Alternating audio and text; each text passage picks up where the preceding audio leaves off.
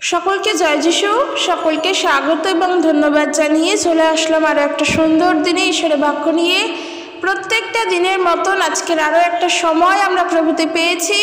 ঈশ্বরকে অনেক ধন্যবাদ জানাই যেন প্রত্যেকটা দিন প্রভুতে এগিয়ে চলতে পারি এবং শুধুমাত্র মুখে বলবো আমরা প্রভুতে এগিয়ে চলছি, কিন্তু আমাদের জীবনযাপন, আমাদের কাজকর্ম, আমাদের চলাফেরা সেই সকল কিছু প্রভুর সঙ্গে যুক্ত থাকবে না, এমনটা যেন না হয়।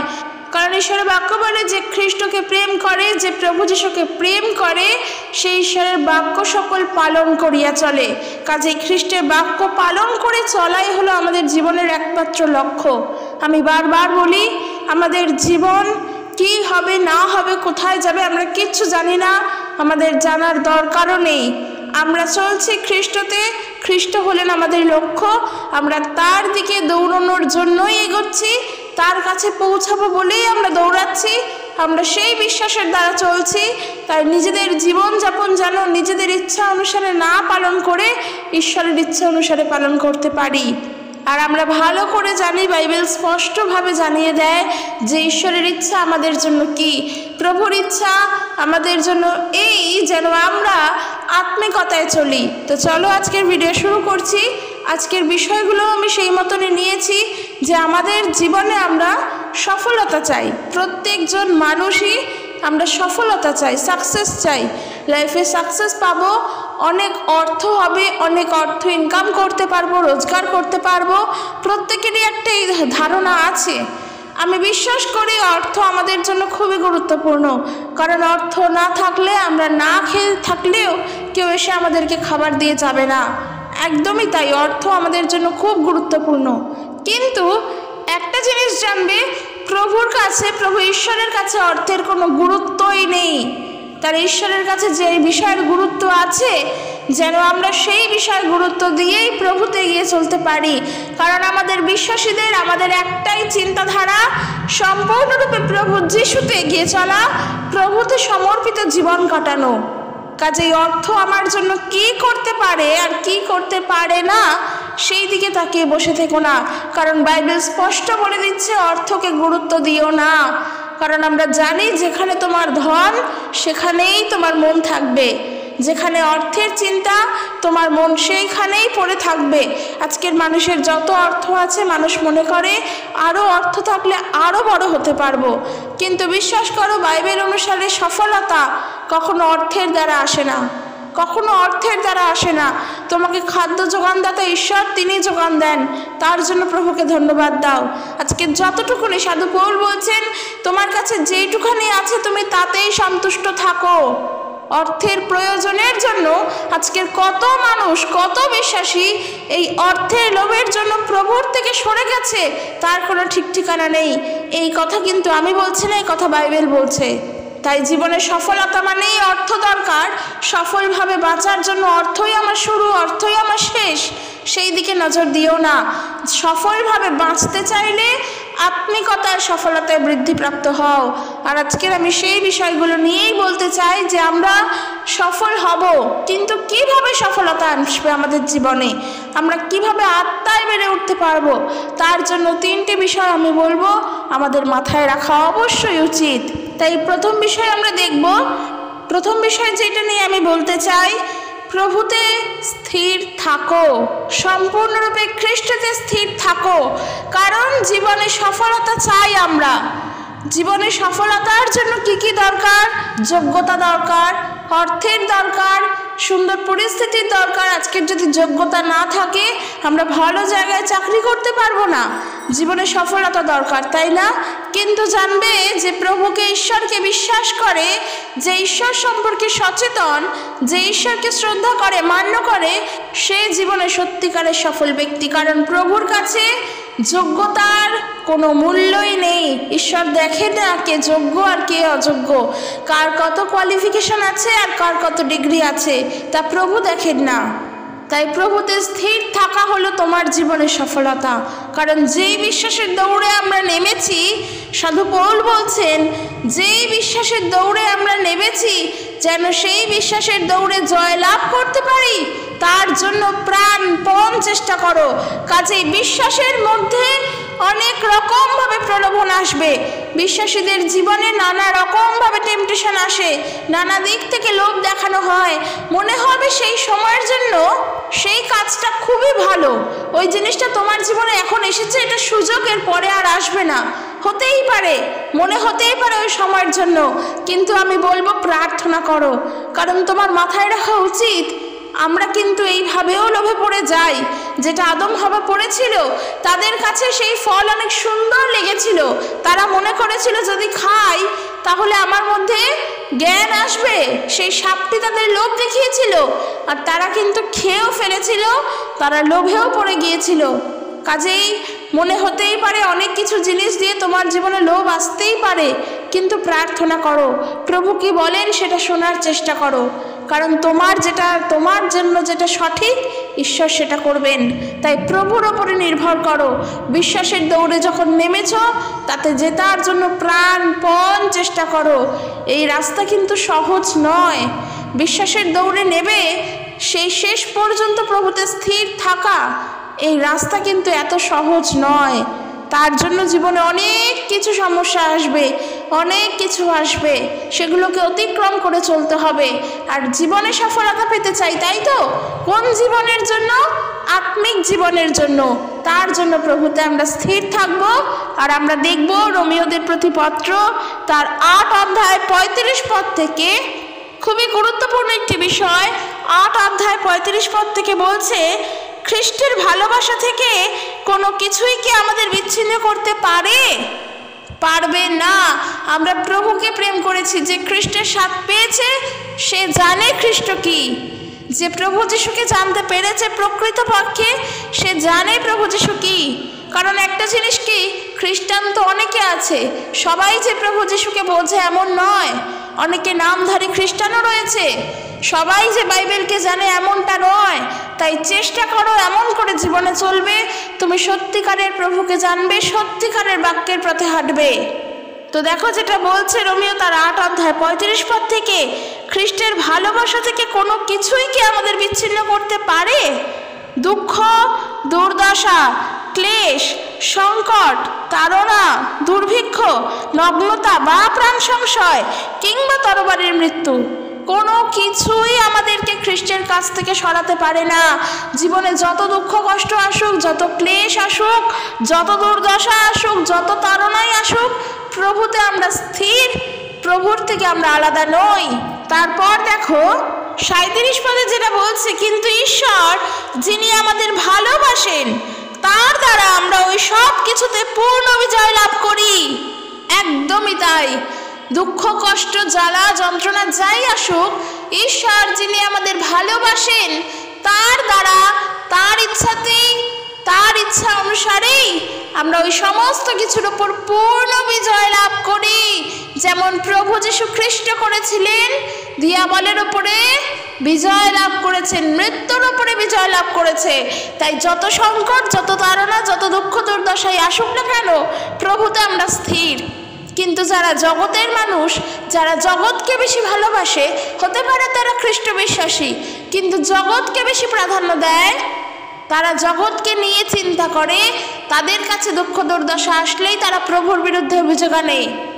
কিন্তু আমি বলতে চাই এমনটা করা উচিত নয়। তুমি যখন বিশ্বাসী, তখন তোমার বিশ্বাসে তোমাকে স্থির থাকতে হবে। যখন তুমি খ্রিস্ট যিশুকে জানো, তখন তুমি দৃঢ় প্রতিজ্ঞায় থাকো যে প্রভুর পথ থেকে আমি নড়ব না, কোনো কিছুরই বিনিময়ে আমি নড়ব না। দুঃখ দুর্দশা আসলেও আমি নড়ব না, কোনো প্রলোভন আসলেও আমি নড়ব না। জীবনে তবেই সফলতা আসবে। আর এই জীবনের সফলতা মানে আত্মিক জীবনের সফলতা। আমরা আরও দেখব মথি লিখিত সুসমাচার তার 6 অধ্যায় 19 পদ থেকে, সেখানে বলছে ঈশ্বর অর্থের চেয়েও গুরুত্বপূর্ণ। কেন আমি অর্থের বিষয়টা আনলাম? আজকের যেহেতু বিষয়, আমার টপিক যেহেতু সফলতা নিয়ে, কাজেই সফলতা আনতে গেলে অর্থ তো আসতেই লাগবে। দেখো এখানে বলছে, এই পৃথিবীতে তোমরা নিজেদের জন্য ধন সম্পদ সঞ্চয় করো না, এখানে ঘুণ ধরে ও মরচে পড়ে, তা নষ্ট হয়ে যায়। আর চোরে শীত কেটে তা চুরিও করতে পারে। বরং স্বর্গে তোমার জন্য সম্পদ সঞ্চয় করো, যেখানে ঘুণ ধরবে না, মরচেও পড়বে না, চুরিও করবে না। তোমার ধন সম্পদ যেখানে রয়েছে তোমার মনও কিন্তু সেখানেই পড়ে থাকবে। একদমই সত্যি কথা। ধরো আজকে তোমার অনেক টাকা রয়েছে, তুমি একটা কিছুতে 5 লাখ টাকা প্রাইজ পেয়েছো, কোনো একটা গেমে জিতে বা কিছু করে 5 লাখ টাকা প্রাইজ পেয়েছো। যেখানে তোমার শূন্য 5টা টাকাও ছিল না, সেখানে তুমি 5 লক্ষ টাকা প্রাইজ পেয়েছো। আচ্ছা 5 লক্ষ অনেক বেশি, 50,000 টাকাই মনে করো না তুমি উপহার পেয়েছো। এইবার তোমার চিন্তা সব সময় ওই 50,000-এর মধ্যেই পড়ে থাকবে। তুমি একজন বিশ্বাসী, তুমি প্রভুকে জানো, তোমার অর্থাবস্থা কম বা তুমি একজন গরিব মানুষ, কিন্তু তুমি 50,000 টাকা উপহার পেয়েছো। তুমি যখন গরিব অবস্থায় তখন তুমি প্রভুকে বাইবেল পড়ো, তখন তুমি প্রভুর কাছে প্রার্থনা করো, প্রভুতে চলো। কিন্তু যখন তুমি উপহার জিতলে 50,000 টাকা, প্রভুকে তখন তুমি ধন্যবাদ দিলে যে প্রভু তুমি এটা আমাকে যোগান দিয়েছো, তোমাকে ধন্যবাদ। কিন্তু তার থেকেও বেশি বড় চিন্তা তোমার মাথায় চলে আসলো, তুমি এই টাকাটা রাখবে কোথায়। একদমই তাই।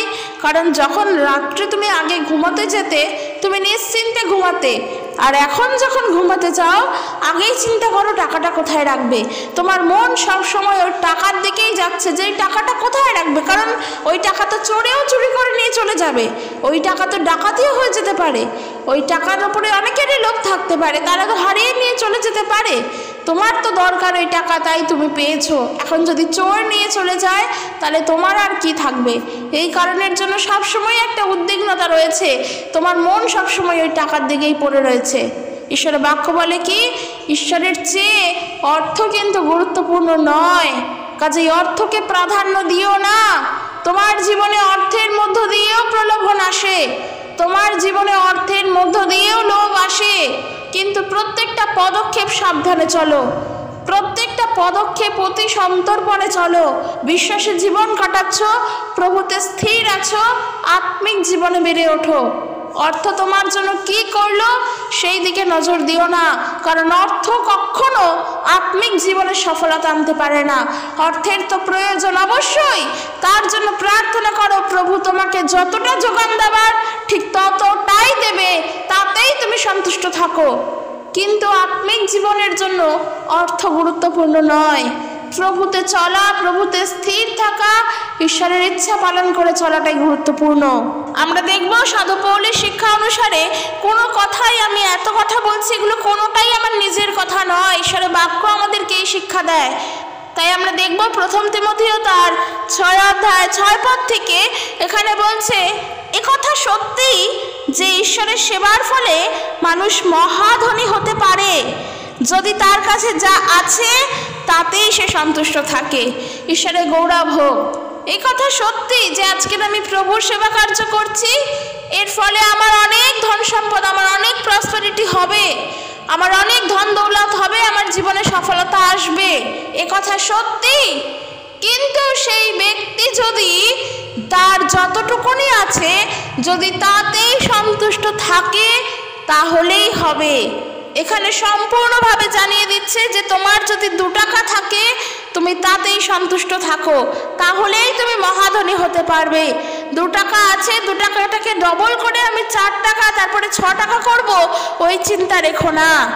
দেখো এরপর বলছি কি, কারণ আমরা জগতে কিছুই সঙ্গে করে নিয়ে আসিনি, আর কোনো কিছুই সঙ্গে করে নিয়ে যেতেও পারি না। তাই অন্য বস্ত্রের সংস্থান পেলে আমরা তাতেই সন্তুষ্ট থাকব। ওই যে বললাম সফলতার জন্য অর্থের খুব দরকার, অর্থ ছাড়া কিচ্ছু না, কিন্তু জয়টুখানি পাচ্ছি ঈশ্বরের থেকে ওতেই আমরা খুশি, ওতেই আমরা শান্তিতে আছি। কিন্তু যাদের ধনী হবার ইচ্ছা তারা প্রলোভনে এবং ফাঁদে পড়ে ও নানা রকম মূর্খামির কাজ করে ও ক্ষতিকর বাসনায় পড়ে, যা যা তাদের ধ্বংস করে, বিনাশ করে, সেই দিকে তারা ছোটে।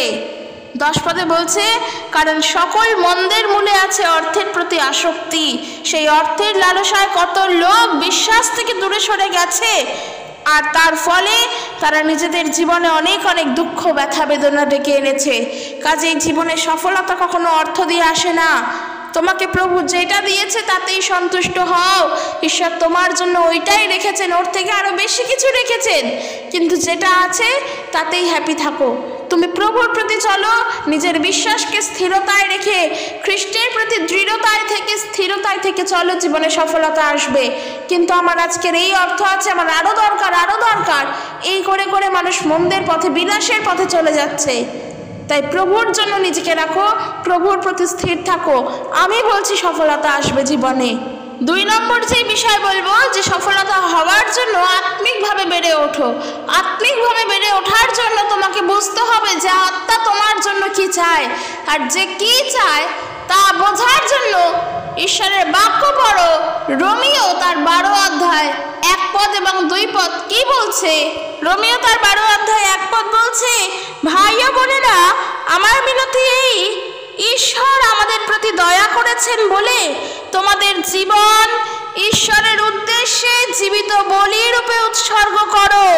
তা তার কাছে পবিত্র প্রীতিজনক এবং ঈশ্বরের উপাসনা করার জন্য তোমাদের কাছে এই এক আত্মিক উপায়। ঈশ্বরের উপাসনা করা, ঈশ্বরের আরাধনা করা কখনো নিয়ম পালন করা নয়। কোনো নিয়ম কানুনের বাধার মধ্যে থেকে তুমি বলবে আমি প্রভুর আরাধনা করি, একেবারের জন্য না। ঈশ্বরের আরাধনা করা, ঈশ্বরের উপাসনা করা মানে নিজের দেহকে, নিজের জীবনকে জীবিত বলিরূপে তার হস্তে সমর্পণ করা, যেমনটা প্রভু যিশু করেছিলেন। বিশ্বাসীদের উচিত এইভাবে জীবনে চলা, আত্মিকতায় সফলতা পাওয়া, আত্মিকতায় বৃদ্ধিপ্রাপ্ত হওয়া। জীবনে সফল তো আমাদের হতে হবে। প্রভু আমাদের অর্থ কষ্টও দূর করেন, এ কথা আমি বিশ্বাস করি, এবং এও আমি বিশ্বাস করি যে অর্থ ছাড়া কিচ্ছু না, কিন্তু অর্থ দ্বারা ঈশ্বরের সেবা কার্য হয় না। তোমার কাছে আজকের অনেক অর্থ থাকতেই পারে এবং তুমি মনে করলে সেই অর্থের সাহায্যে তুমি একটা অনেক বড় চার্চ তৈরি করলে, তোমার মনে হতেই পারে আজকের আমি অনেক টাকা ডোনেশন করি, অনেক টাকা দশমাংশ দিই প্রভুর জন্য, আর সেটা আমার আত্মিকতা। একেবারের জন্য ভুল ভাবনা, কারণ বাইবেল তা বলছে না। বাইবেল বলছে নিজের জীবনকে, নিজের দেহকে জীবিত বলিরূপে প্রভুর উদ্দেশ্যে সমর্পিত করো, প্রভুর উদ্দেশ্যে উৎসর্গ করো, যেমনটা প্রভু যিশু করেছিলেন। যদি করতে পারি তাহলেই হলো প্রকৃতপক্ষে আরাধনা করা, প্রকৃতপক্ষে উপাসনা করা, এ হলো আত্মিক উপাসনা করা। তাই এইভাবে জীবনে চলো, সফলতা পাবে। জগতের দিকে তাকিও না, অর্থের দিকে তাকিও না, প্রভুর জন্য সমর্পিত জীবন কাটাও। প্রার্থনা করো যেন আমরা খ্রিস্টতে সমর্পিত জীবন কাটাতে পারি। বিশেষ করে আমি এখনকার সময়ের ইউথদের জন্য বলতে চাই, আমরা ইউথরা নানাভাবে প্রলোভনে পড়ি, নানা দিক থেকে প্রলোভনে পড়ি। শুধু ইউথদের জন্য বলবো না, কারণ প্রলোভন যখন মানুষের জীবনে আসে তখন মানুষের চোখটা আসলে বন্ধ হয়ে যায়। তাই যেন ওই চোখটা খোলা থাকে, খোলা রাখতে পারো, তার জন্য প্রার্থনা করো, বাইবেল পড়ো। আর প্রভুর বাক্য যা বলছে, ঈশ্বরের উপাসনা করার জন্য তোমাদের কাছে এই এক আত্মিক উপায়, তা হলো কি? নিজের জীবনকে প্রভুর উদ্দেশ্যে জীবিত বলিরূপে উৎসর্গ করা, নিজের দেহকে ঈশ্বরের উদ্দেশ্যে বলিরূপে উৎসর্গ করা। এ হলো এক আত্মিক উপায়। এই জগতের লোকেদের মতো নিজেদের চলতে দিও না, বরং নতুন চিন্তাধারায় নিজেদের পরিবর্তন করো, যেন বুঝতে পারো ঈশ্বর কি চান, কোনটা ভালো, কোনটা তাকে খুশি করে এবং কোনটা সিদ্ধ। প্রভুর জন্য নিজেকে রাখো, ঈশ্বরের জন্য নিজেকে রাখো, প্রভুর ইচ্ছা পালন করো, যে প্রভু তোমার ইচ্ছাই পূর্ণ হোক আমার জীবনের জন্য। তাতে আমার কত অর্থ আসলো আর কি সফলতা আসলো সেটা আমার দেখার বিষয় নয়। আমি তোমার জন্য নিজের জীবনকে রাখছি।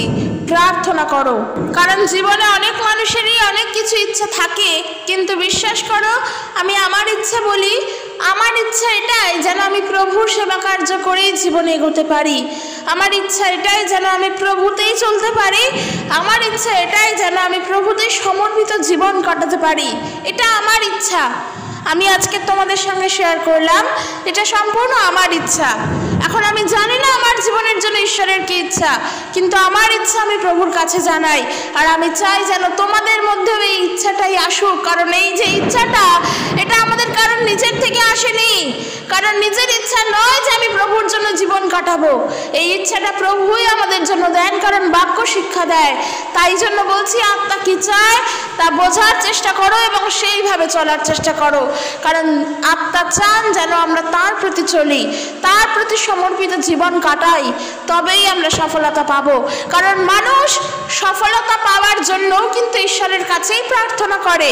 যে মানুষ, যার কাছে অর্থ নেই, আজকের খেতে পায় না, সে মানুষও প্রার্থনা করে বলে যে প্রভু আমার সাহায্য করো, আমার অর্থের চিন্তা দূর করো, আমাকে অর্থ দাও, তাই না? সফলতা জীবনে পাওয়ার জন্য মানুষ কিন্তু ঈশ্বরের কাছেই চায়। তাই আমি বলতে চাই, বাইবেল অনুসারে যেটা প্রয়োজন সেটা তোমার প্রভু তোমাকে এমনি দান করবেন। তাই যেটা তোমার দরকার নেই তার জন্য চেয়েও না, ঈশ্বরের ইচ্ছাকে বুঝে তারপর তার কাছে প্রার্থনা করো যে তিনি কি চান। কারণ অনেক সময় হয়তো অর্থের জন্য প্রার্থনা করেও আমরা পাই না, তখন বাইবেল বলে তোমরা নিজেদের সুখ অভিলাষের জন্য চাইছো, তাই জন্য তোমরা পাচ্ছ না। তাই ঈশ্বরের যা দরকার, ঈশ্বর যা চান তা বুঝে প্রার্থনা করো, প্রভু তোমাকে দেবেন। আত্মিক জীবনে সফলতা পাওয়ার জন্য ঈশ্বরের ইচ্ছাকে পালন করো, ঈশ্বর যা চান সেইভাবে চলো। আর শেষ আমি যে বিষয়টা বলবো, তো প্রথম বিষয় যা বললাম কি, প্রভুতে স্থির থাকো, কারণ যে কেহ শেষ পর্যন্ত স্থির থাকবে সেই প্রকৃতপক্ষে রক্ষা পাইবে, একথা বাইবেল বলছে। বিশ্বাসের পথে স্থির থাকো, অন্যান্য চিন্তার দ্বারা, জাগতিক চিন্তার দ্বারা, অর্থলোভের দ্বারা নিজেকে প্রভুর পথ থেকে হারিয়ে নিও না। কোনো দুঃখ কষ্ট দুর্দশার দ্বারাই প্রভুর পথ থেকে হারিয়ে যেও না। শেষ পর্যন্ত প্রভুতে স্থির থাকো, তাতেই রক্ষা পাইবে, কথা বাইবেল বলছে। দ্বিতীয় বিষয় কি দেখলাম, যে ঈশ্বরের ইচ্ছা পালন করব, আত্মিকভাবে উপাসনা করব, আত্মিকভাবে আরাধনা করব, আত্মিকতায় চলবো। আর তার জন্য কি দরকার? সম্পূর্ণরূপে নিজের জীবনকে জীবিত বলি রূপে ঈশ্বরের উদ্দেশ্যে সমর্পণ করা। মাথায় রাখবো এগুলো, যেন ভুলে না যাই, কারণ প্রভুর জন্য যখন চলছি তখন জীবনটা প্রভুর জন্যই বইবে, আর অন্য কোনো কিছুর জন্য নয়। আর আমি সেই বিষয়টা যেটা বলবো, লাস্ট আমি যেটা বলতে চাই, আত্মার বশবর্তী হও, মাংসের বশবর্তী নয়, আত্মার বশবর্তী হও। কারণ প্রভু চান আমরা এই পৃথিবীতে থেকে যেন ভালোভাবে চলতে পারি, একজন প্রকৃত অর্থে ভালো মানুষ হয়ে চলতে পারি। প্রভু চান এটাই।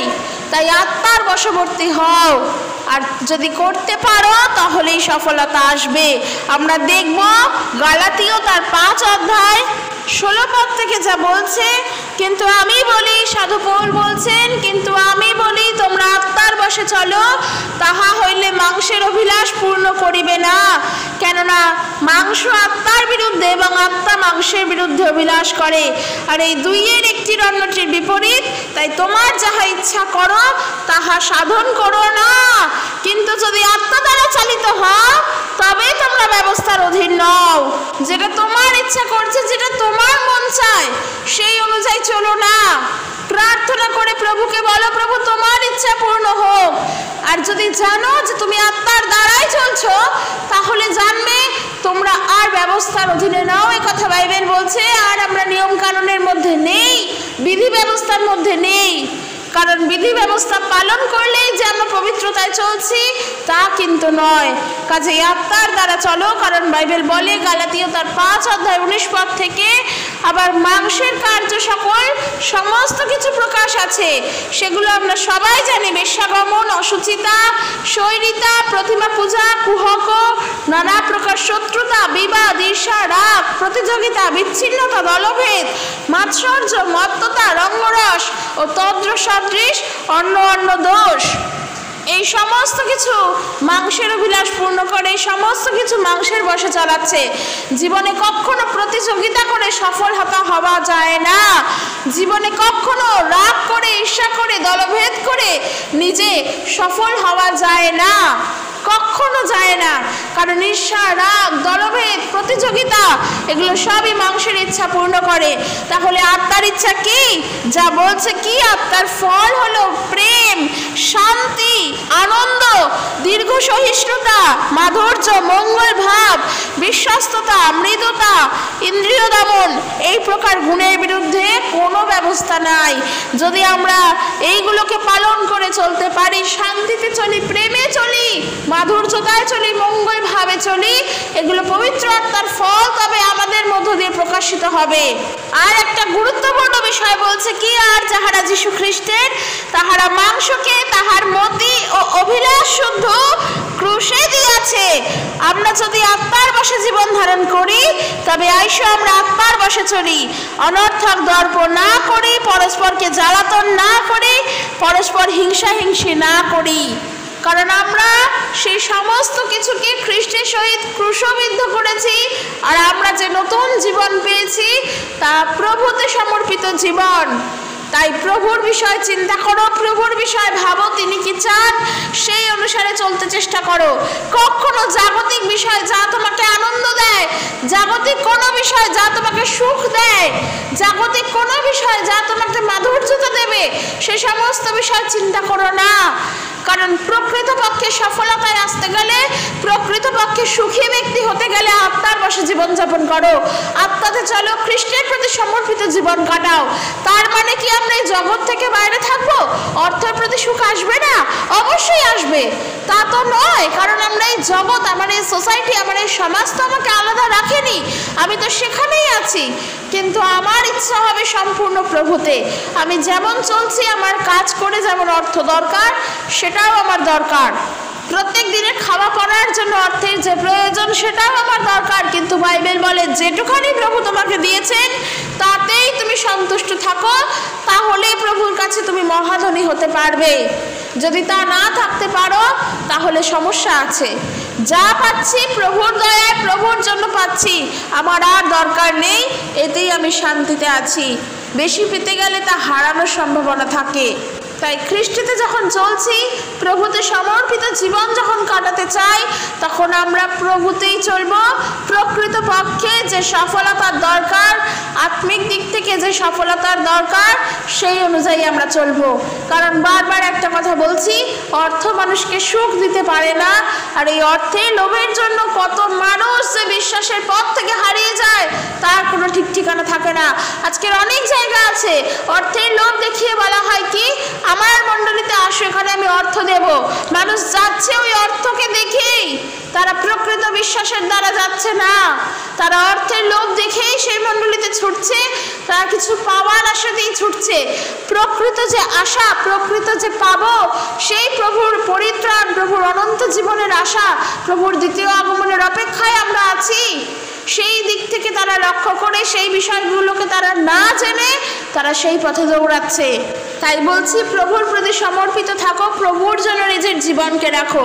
আমরা কোথায় যাব, কার কাছে গিয়ে পড়বো, কি হবে, এগুলো নিয়ে আমাদের চিন্তা করার বিষয় নয়। প্রভুর যখন সময় হবে, প্রভু তখন সমস্ত কিছু করবেন আমাদের জীবনের জন্য। কারণ আমরা তার সন্তান। তিনি চান না কখনো তার সন্তানরা দুঃখে থাকুক, কষ্টে থাকুক। তিনি চান আমরা যেন প্রভুতে আনন্দ করি, সবসময় উৎফুল্ল থাকি, হৃদয় থেকে যেন আনন্দিত থাকি। যদি হৃদয় থেকে আনন্দিত থাকি, প্রভুর প্রশংসা আমরা তখন করতে পারি অনেক আনন্দের সহিত। প্রভু এটাই চান। তাই আমরা যেন চিন্তা না করি, আমরা জীবন সমর্পিত করেছি খ্রিস্টের জন্য, খ্রিস্টেতে আমরা চলবো। কোনো অর্থের লোভ দেখিয়ে, কোনো অর্থই, কোনো কষ্ট, দুঃখ কিচ্ছু আমাদের কাছ থেকে প্রভুকে আলাদা করবে না। কেন আমরা জানি যে সমস্ত কিছু আমার থেকে হারিয়ে গেলেও প্রভু আমার সঙ্গে থাকবেন। আমরা জানি সবাই আমাদের পাশ ছেড়ে দিলেও একমাত্র ঈশ্বর, তিনি কখনো আমাদেরকে ছাড়বেন না। আমরা এও জানি যে আমরা খ্রিস্টের জন্য সব ছাড়তে পারি, কিন্তু কোনো কিছুর বিনিময় প্রভুকে আমরা ত্যাগ করব না। সে যত মানুষ জীবনে যাই বলুক না কেন, আমাদের মাথায় রাখা উচিত আমরা প্রভু যিশুকে জেনেছি মানে সত্যকে জেনেছি। খ্রিস্টকে পেয়ে গিয়েছি মানে সত্যকে পেয়ে গিয়েছি, আর কোনো কিছুরই পাওয়া আমাদের নেই, সমস্ত কিছু আমাদের পাওয়া হয়ে গেছে প্রভু যিশুকে জানার মধ্য দিয়ে। তাই জীবন যখন তার কাছ থেকে পেয়েছি, নতুন জন্ম যখন তার কাছ থেকেই হয়েছে, তখন আমাদের জীবন যেন তার উদ্দেশ্যেই আমরা কাটাতে পারি। আমাদের এই জীবন যেন প্রভুর জন্যই এগোয়, আমাদের জীবন যেন প্রভুর জন্য সমর্পিত হয়েই চলে। আমি বিশেষ করে এখনকার ইউথদের বলছি, তোমাদের মধ্যেও নানা প্রলোভন আসবে, নানা কিছু আসবে, অনেক অর্থ সম্পদের প্রলোভন আসবে, অনেক ভালো মানুষও তোমাদের জীবনে আসবে। হয়তো আমরা দিয়াবলের প্রলোভনে পড়ে গিয়ে কারোর সঙ্গে সম্পর্কেও জড়িয়ে যেতে পারি, অনেক সমস্যা আমাদের জীবনে আসবে, কিন্তু এমন কিছু করো না যা তোমার আত্মিক জীবনের ক্ষতি করে। জীবন শুধু ইহজীবন নয়, জীবন পরজীবনও। ওই পরজীবন যা চোখে দেখা যায় না, যা আমরা ভাবতেও পারি না, সেই আত্মিক জীবন যা প্রভু দান করেছেন, সেই নতুন জন্ম আমাদের হয়েছে, ওই জীবনের জন্য জীবনে এগোও।